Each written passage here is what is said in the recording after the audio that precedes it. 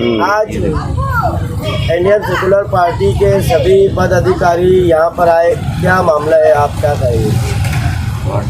आज Indian secular party के तमाम इच्छुक उम्मीदवार मतलब के वार्ड नंबर 16, 17, 18, 19, 20, 21 जो आज के वार्ड नंबर है, हो सकता है ये चुनाव लगने के समय इनके नंबर बदल दिए जाए, लेकिन जो हालिया वार्ड नंबर है उसके हिसाब से जो इच्छुक उम्मीदवार Indian secular largest for assembly के इच्छुक उम्मीदवार हम तमाम ही लोग मिलकर यहाँ प्रांत कार्यालय में आज आए।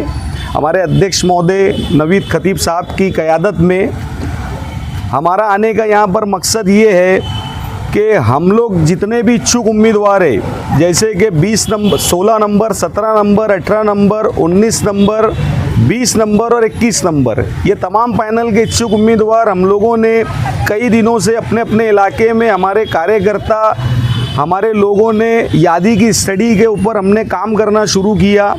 और यादी स्टडी करते समय जो चीज़ें हमारे सामने आई तो हमारे समझ के बाहर की चीज़ें हैं। वो इतना बड़ा भ्रष्टाचार मतदान यादी के अंदर बीएलओ द्वारा किया गया है कि हमारे सब उम्मीदवार बड़े फिक्रमंद हो गए और हमने कानूनी तरीके से प्रांत साहब को आके मेमोरेंडम दिया कि हमारी यादियों के अंदर इस तरीके की गड़बड़ की गई है बीएलओ के थ्रू और एक तरीके का फ्रॉड किया गया है। फ्रॉड किस इस तरीके से किया गया है कि बिना एड्रेस की कम से कम 4-4 हज़ार वोट हमारे अपनी यादियों के अंदर है, तमाम पैनलों के अंदर।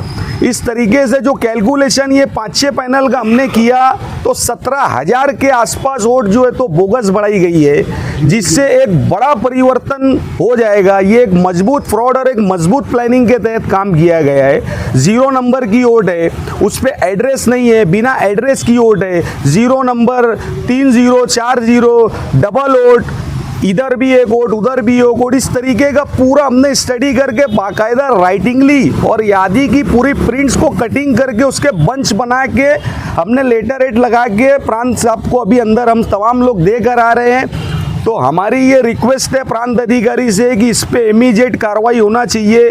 परंतु अगर ये किसी भी तरीके के सियासी दबाव में या अपोजिशन की किसी भी पक्ष के दबाव में अगर ये लोग कोई कार्रवाई नहीं करते तो ये समझ लेना है कि हम जो है हाईकोर्ट का दरवाज़ा खटखटाएंगे।